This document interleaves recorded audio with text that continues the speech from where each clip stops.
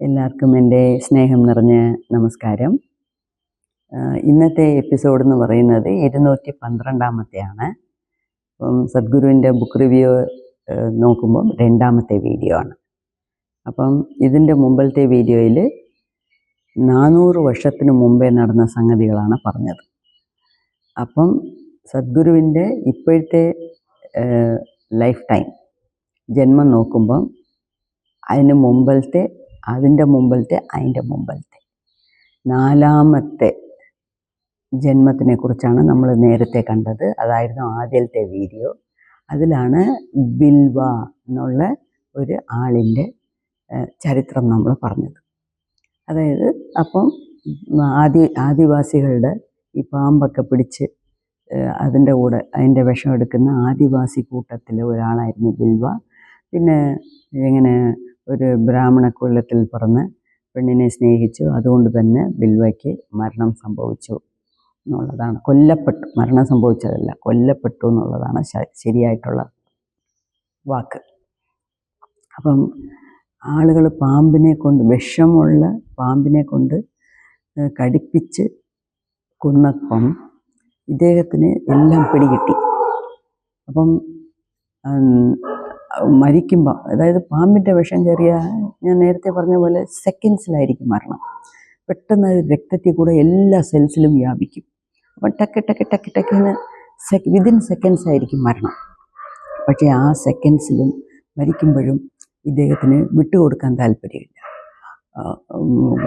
വിളിച്ച് കൂവി കരഞ്ഞ് അല്ലെങ്കിൽ അവരെ 4 ചീത്ത പറഞ്ഞ് അങ്ങനെയല്ല. അദ്ദേഹം ശ്വാസത്തിനെ നിരീക്ഷിച്ചു, ശ്വാസത്തിനെ ശ്രദ്ധിച്ച് മരിക്കുന്ന സമയം പോലും നല്ല ഒരു ബോധത്തോടു കൂടിയാണ് ഞാൻ മരിക്കാൻ പോന്നു എന്നുള്ള ഒരു ബോധത്തോടു കൂടി മരിച്ചു. അവിടാണ് നമ്മൾ നിർത്തിയത്. അപ്പം ഇന്നത്തെ വീഡിയോയിൽ ഈ ബിൽവയുടെ അടുത്ത ജന്മം, അതായത് സദ്ഗുരുവിൻ്റെ ഇപ്പോഴത്തെ കണക്ക് നോക്കുമ്പോൾ 3-ാമത്തെ ജന്മം, അത് എങ്ങനെയാണ്. അപ്പം കഴിഞ്ഞ ജന്മം ഈ ബോധത്തോടു കൂടി, കംപ്ലീറ്റ് അവയർനെസ്സോടു കൂടി മരിച്ചുകൊണ്ട് അടുത്ത ജന്മം അദ്ദേഹം എന്ത് ആഗ്രഹിച്ചോ അതുപോലെ കിട്ടി. അപ്പം ആ ജന്മത്തിൽ അദ്ദേഹത്തിൻ്റെ പേര് ശിവയോഗി. ഭയങ്കര ഒരു ശിവൻ്റെ ഭക്തനായിരുന്നു. ഒരുപാട് സാധനകളൊക്കെ ചെയ്തു. ആ പോയ മുൻ ജന്മത്തെ ആ റഫ് ആൻഡ് ടഫ്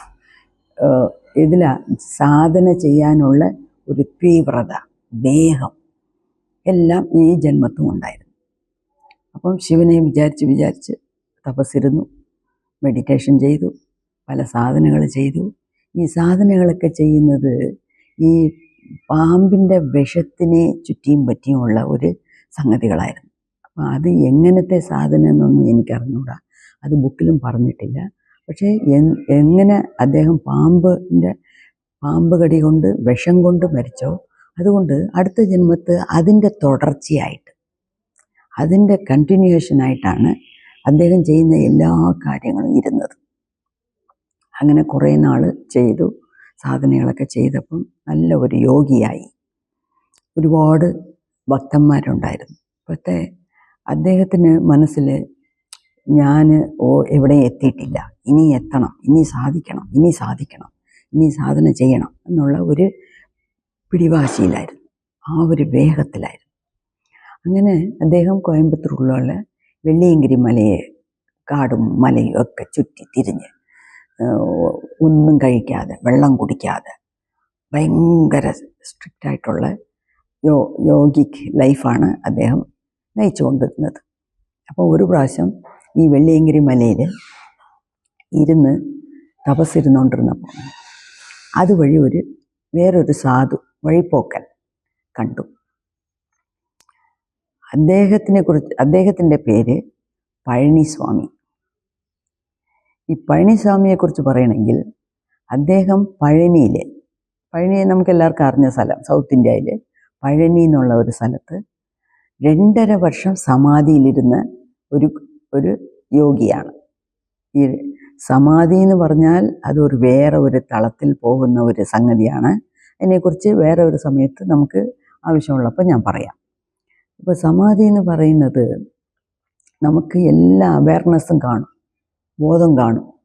അതേ സമയത്ത് നമ്മളുടെ മനസ്സ്, നമ്മളുടെ അവയർനെസ്, നമ്മുടെ കോൺഷ്യസ്നെസ് യൂണിവേഴ്സൽ കോൺഷ്യസ്നോട് ഒന്നിച്ചിരിക്കും.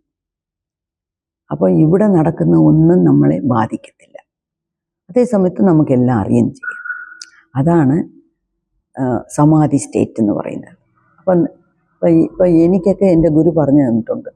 യോഗീസ് രാജ സാറ് സമാധിക്ക് പോകാൻ ഇങ്ങനെ വഴികളെന്ന് പറഞ്ഞു തന്നിട്ടുണ്ട്.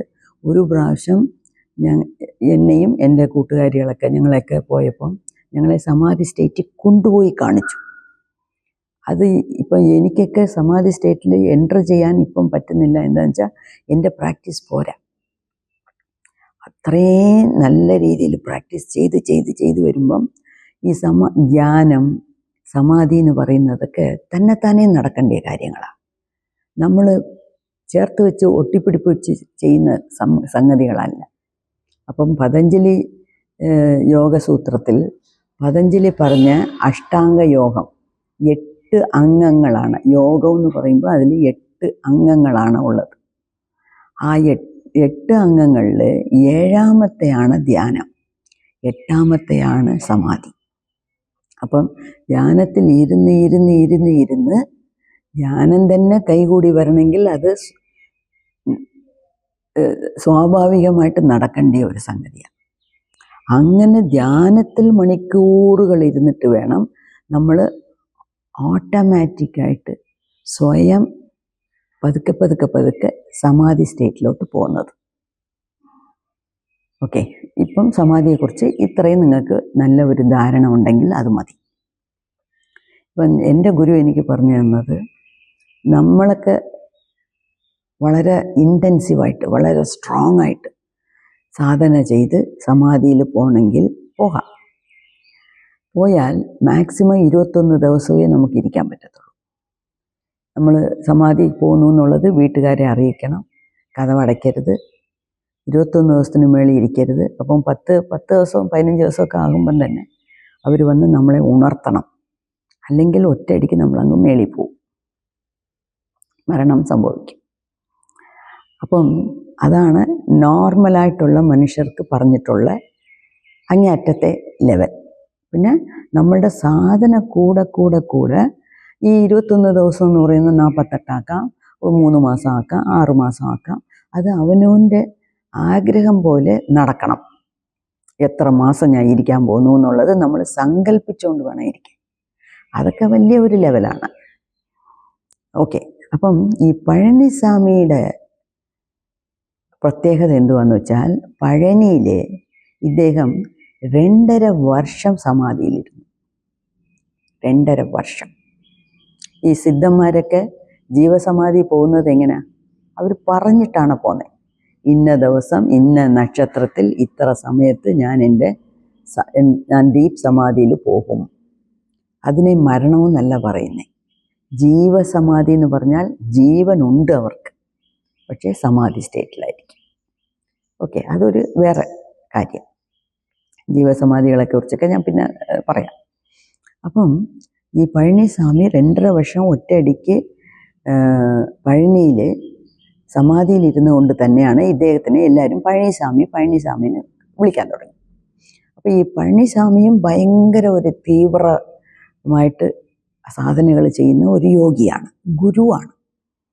അപ്പം ഈ പഴനിസ്വാമിയാണ് നമ്മുടെ ശിവയോഗി വെള്ളിയങ്കിരി മലയിൽ ധ്യാനത്തിലിരിക്കുമ്പോൾ ആ ഭാഗത്തോട്ട് നടന്നു പോകേണ്ട ഒരു ഇട വരുന്നത്. അപ്പം അത് കണ്ടപ്പം ഇതിനാണ് പറയുന്നത്, അതായത് പഴനിസ്വാമിക്ക് ഈ ശിവയോഗി ചെയ്യുന്ന ധ്യാനത്തിൻ്റെ പവർ മനസ്സിലായി. അതാണ് പറയുന്നത്. അപ്പം പഴനിസ്വാമി ആലോചിച്ചു, ഇവന് മുക്തി കിട്ടാനുള്ള സമയം അടുത്തു, അത്രയ്ക്ക് സാധന ചെയ്ത് തീർന്നു എന്നുള്ളത് ഈ പഴനിസ്വാമിക്ക് മനസ്സിലായി. ഇതാണ് പറയുന്നത്, when the student is ready, the guru appears. അതായത് ഇപ്പം ഞാനൊരു സ്റ്റുഡൻ്റ് ആണെങ്കിൽ ഞാൻ ഒരു ഗുരുവിൻ മുഖാന്തരം പഠിച്ച് സാധന ചെയ്യണം. അപ്പം സാധന ചെയ്ത് വരുമ്പം നമുക്ക് മുക്തി തരാൻ ഒരു ഗുരു വരും. എങ്ങനെ സ്വാമി മുക്താനന്ദ ഗുരുദേവ് നിത്യാനന്ദയെ തേടിപ്പോയതും ആളുകൾ പറഞ്ഞിട്ടാണ് അദ്ദേഹം പോയത്. എങ്ങനെ സ്വാമി നിത്യാനന്ദ മുക്താനന്ദയെ സ്വീകരിച്ചതും സെലക്ട് ചെയ്തതും അദ്ദേഹത്തിൻ്റെ പാദതൂളികൾ കൊടുത്ത് മെഡിറ്റേഷൻ ചെയ്യാൻ പറഞ്ഞതും ഗുരുദേവ് നിത്യാനന്ദ തന്നെയാണ് മുക്താനന്ദയ്ക്ക് മുക്തി നേടിക്കൊടുത്തത്. അതുപോലെ ഈ പഴനിസ്വാമിക്ക് മനസ്സിലായി ശിവയോഗി ആവശ്യത്തിന് ചെയ്തിട്ടുണ്ട്, അവന് മുക്തി കിട്ടാനുള്ള സമയം അടുത്തു എന്ന് തോന്നി. അവിടെ ഇവർ തമ്മിൽ ഒരു സംഭാഷണയോ ഒരു സംസാരമോ ഒരു ഇൻട്രഡക്ഷനോ ഒരു ചോദ്യം ചോദിക്കലോ ഉത്തരം പറയലോ ഒന്നും നടന്നിട്ടില്ല, ഒന്നുമേ നടന്നിട്ടില്ല. അപ്പം ശിവയോഗിക്ക് ഇത് പഴനിസ്വാമിക്ക് മനസ്സിലായി ഇവൻ അതായത് ശിവയോഗി എന്നറിയപ്പെടുന്ന ഈ യോഗി സാധാരണപ്പെട്ട ആളല്ല, അവൻ തീവ്രമായ ശിവഭക്തനാണ്. അപ്പോൾ അവൻ വേറെ ആര് അവൻ്റെ മുമ്പിൽ വന്നാലും പ്രത്യക്ഷപ്പെട്ടാലും ഞാൻ നിനക്ക് മുക്തി തരാമെന്ന് പറഞ്ഞാലും അവൻ അതിനെ അക്സെപ്റ്റ് ചെയ്യത്തില്ല, അതിനെ സ്വീകരിക്കത്തില്ല, തള്ളിക്കളയും. അവൻ്റെ മനസ്സ് മുഴുക്കൻ നിറഞ്ഞിരിക്കുന്നത് ആദിയോഗിയാണ്. ആദിയോഗി എന്ന് പറയുന്നത് ശിവനാണ്. അപ്പം ആ ശിവൻ മുൻപിൽ വന്നാലല്ലാതെ ഈ ശിവയോഗി വേറെ ഒന്നിനും അടങ്ങത്തില്ല എന്നുള്ളത് പഴനിസ്വാമിക്ക് മനസ്സിലായി.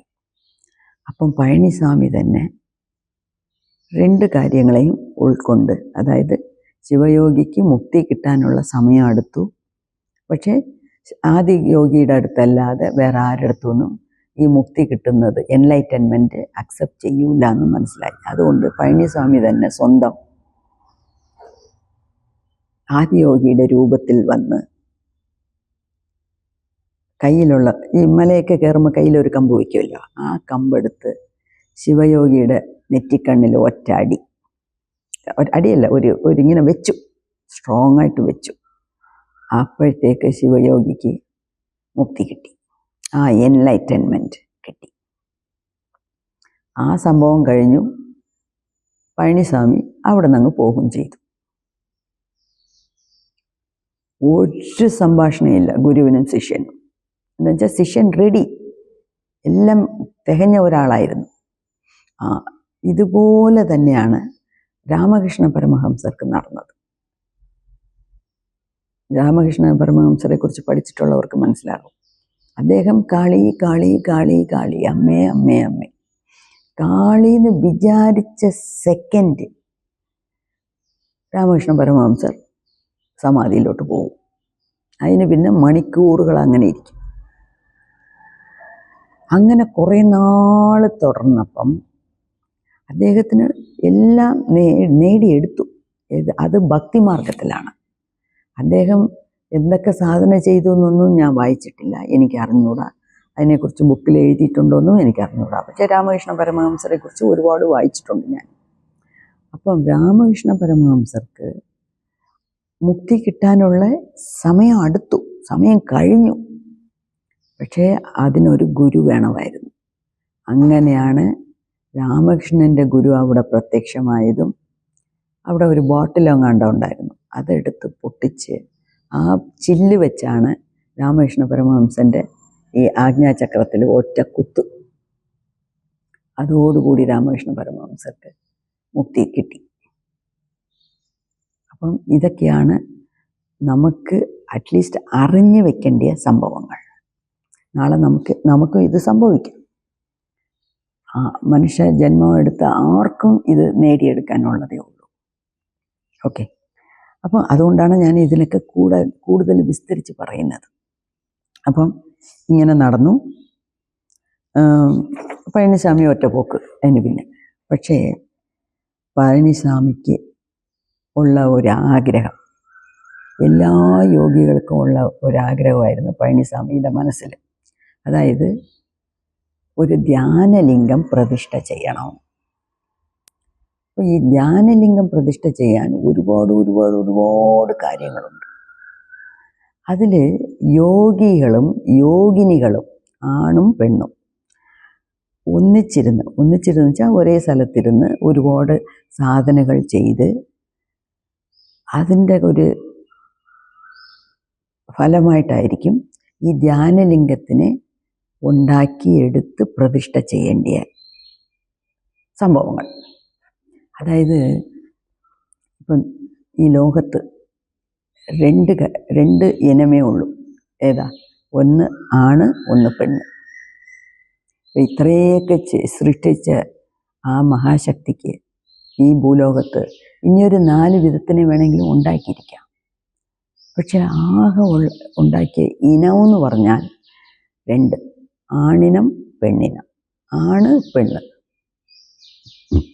അപ്പം ഈ ആണും പെണ്ണും ഒന്നിച്ച് ചേരുമ്പോഴാണ് ഒരു കംപ്ലീറ്റ്നെസ് ഉണ്ടാക്കുന്നത്, ഒരു മുഴുക്കുന്ന ഒരു രീതി ഉണ്ടാകുന്നത്.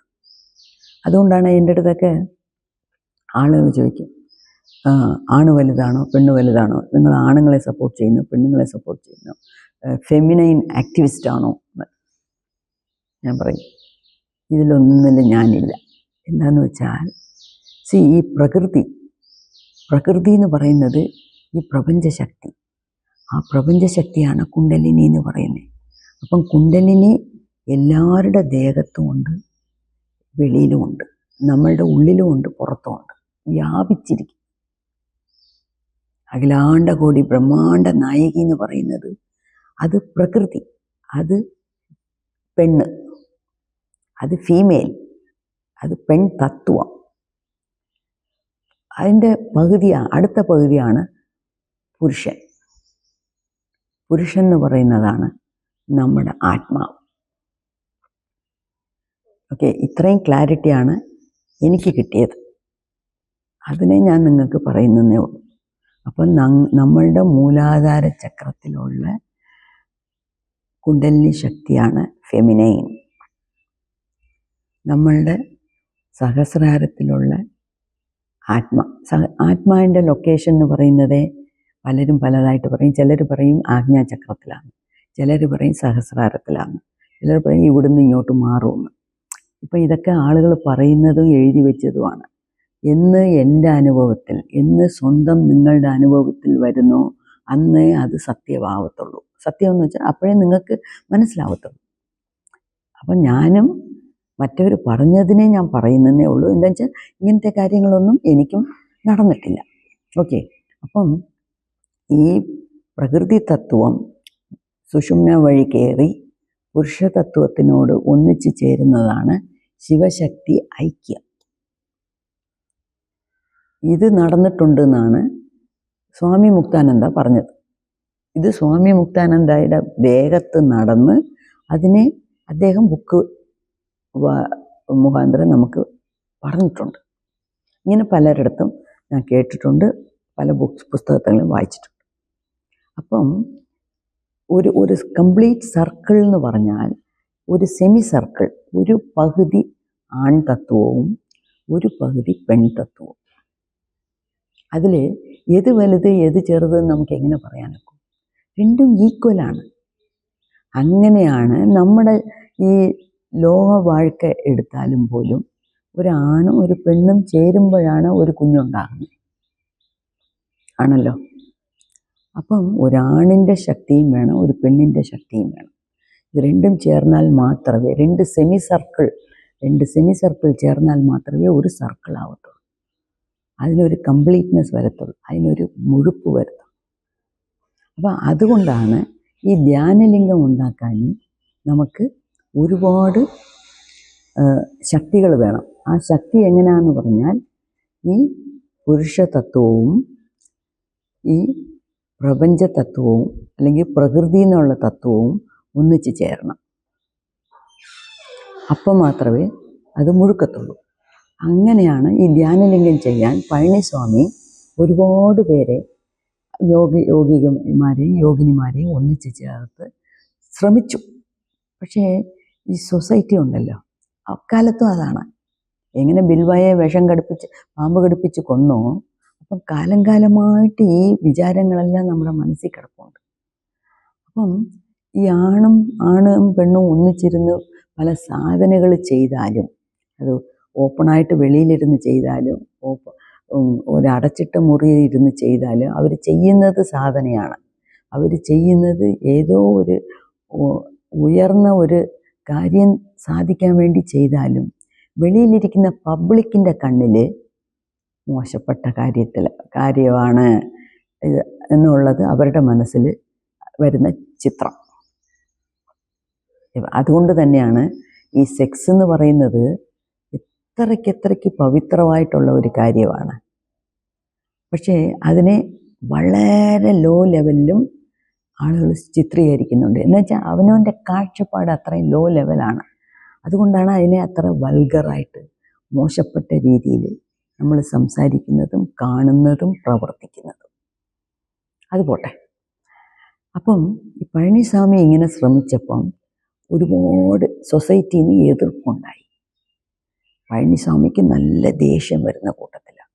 അതുകൊണ്ട് ഒരു സമയമായപ്പം പഴനിസ്വാമി എല്ലാത്തിനെയും പിടിച്ച് വലിച്ച് എറിഞ്ഞിട്ട് എനിക്ക് ധ്യാനലിംഗം ഉണ്ടാക്കണ്ട, ഒന്നും ഉണ്ടാക്കണ്ട എന്ന് പറഞ്ഞ് വെള്ളിയങ്കിരി മലയിൽ കുറേ നാൾ വെള്ളം കുടിക്കാതെ ഫുഡ് കഴിക്കാതെ ഇരുന്ന് അദ്ദേഹത്തിൻ്റെ 7 ചക്രാസ് വഴിയാണ് ജീവനെ വിട്ടത്. ചിലർക്ക് ജീവൻ മൂലാധാരം വഴി പോകും, ചിലർക്ക് ജീവൻ ഏറ്റവും ലോ ആയിട്ടുള്ള സ്ഥിതിയിലുള്ള ആൾ, ഏറ്റവും താഴ്ന്ന സ്ഥിതിയിലുള്ള ആളിന് മരിക്കുമ്പം ആ ആത്മാ മൂലാധാരം വഴി പോകും, ചിലർക്ക് കണ്ണ് വഴി പോകും, ചിലർക്ക് കക്ഷം വഴി പോകും. ഏറ്റവും ഉയർന്ന ആത്മായ്ക്ക് സഹസ്രാരം വഴി പോകും. ഈ സഹസ്രാരം വഴി ആത്മാ വെളിപ്പോയാൽ ആ വ്യക്തിക്ക് അടുത്ത ജന്മം ഇല്ല. അങ്ങനെയാണ് പഴനിസ്വാമി 7 പ്രധാനപ്പെട്ട ചക്രം വഴിയായിട്ട് സഹസ്രാരം വന്ന് അവിടുന്ന് ജീവനെ കളഞ്ഞത്. അതുമാത്രമല്ല, ഈ വെള്ളിയങ്കിരി മല എന്ന് പറയുന്നത് ഒരുപാട് സിദ്ധന്മാർ ഇരുന്ന് ജീവനെ കളഞ്ഞ് മുക്തി നേടിയ സ്ഥലമാണ്. വളരെ പവറുള്ള സ്ഥലമാണ്. അങ്ങനെയാണ് ഈ ജന്മത്തും സദ്ഗുരു എവിടെ ഒരു ആശ്രമം കെട്ടാം എന്ന് പറഞ്ഞ് അലഞ്ഞ് തിരിഞ്ഞ് ഒടുക്കം അദ്ദേഹത്തിനെ വെള്ളിയങ്കിരി മലയുടെ അടിവാരത്തിൽ കൊണ്ടുവന്ന് നിർത്തിയതും അവിടെ തന്നെ ചെറിയ ഒരു തോതിൽ കൂര വേഞ്ഞതും ആ കൂരയാണ് ഇപ്പം നമ്മൾ കാണുന്ന ഈശാ യോഗ സെൻറ്റർ എന്നുള്ള വലിയ ഒരു സ്ഥാപനമായിട്ട്, വലിയ ഒരു സ്ഥലമായിട്ട് മാറിയത്. അപ്പം ഇപ്പോഴും സദ്ഗുരു ആളുകളെ വെള്ളിയങ്കിരി മലയിലൊക്കെ കൊണ്ടുപോകും. അപ്പം അവിടെ 7 മലയാണ്. ഈ ഓരോ മല കയറുമ്പോഴും മേളിൽ കയറി ഭയങ്കര കാറ്റാണ്. ആ കാറ്റത്ത് തന്നെ നമ്മൾ പിടിച്ചു നിൽക്കാൻ പറ്റാതെ തെറിച്ച് അവിടുന്ന് താഴെ വീണ് മരിക്കുന്ന ആൾക്കാരുണ്ട് ഇപ്പോഴും. എന്നുവെച്ചാൽ അത് എന്തുകൊണ്ടാണെന്ന് വെച്ചാൽ അവിടെ അത്രയ്ക്ക് പവർ. ആ പവറിൻ്റെ കാരണം ഈ പഴനിസ്വാമിമാർ എത്രയോ സിദ്ധന്മാർ അവിടെ ഇരുന്ന് തപസ് ചെയ്ത് ജീവനെ വിട്ട സ്ഥലമാണ്. അപ്പം ആ എല്ലാ പവറും അവിടെ തന്നെ ഉണ്ട്. അപ്പം ഇതാണ് പഴനിസ്വാമിയുടെ ഗുരുവിൻ്റെ ഒരു കഥ. അപ്പോൾ ഇങ്ങനെ ചെയ്തപ്പം ശിവയോഗിക്ക് മുക്തി കിട്ടി. പക്ഷേ അതിനോടൊപ്പം മുക്തി എന്ന് പറഞ്ഞാൽ വിടുതല, ഫ്രീഡം. പക്ഷേ ആ മുക്തി കിട്ടിയതിനോടൊപ്പം ശിവയോഗിക്ക് ഒരു കാര്യം കൂടെ, ഒരു ചുമതലയും കൂടെ കിട്ടി. ആ ചുമതല എന്തുവാ? എല്ലാവർക്കും ഇപ്പം മനസ്സിലാകും. ഏത് ഗുരു മുക്തിക്ക് വഴിയിട്ടോ, അതായത് പഴനിസ്വാമി മുക്തിക്ക് വിത്തിട്ടോ, ആ പഴനിസ്വാമിയുടെ ആഗ്രഹമായ ധ്യാനലിംഗം ഉണ്ടാക്കേണ്ടിയ ചുമതല ഈ ശിവയോഗി ഏറ്റെടുത്തു. വേറെ വഴിയില്ല. അങ്ങനെയാണ് ശിവയോഗി പഴനിസ്വാമി കാരണം മുക്തി കിട്ടി. 57-ാമത്തെ വയസ്സിൽ മുക്തി കിട്ടി, ശിവൻ്റെ അംശമായിട്ട് മാറിയത്. അപ്പം ഇത് ഒരു ജന്മത്തെ കഥ. ഈ വീഡിയോ ഇവിടെ വെച്ച് തീർക്കാം. അടുത്ത ജന്മം അതിൻ്റെ അടുത്ത വീഡിയോയിൽ.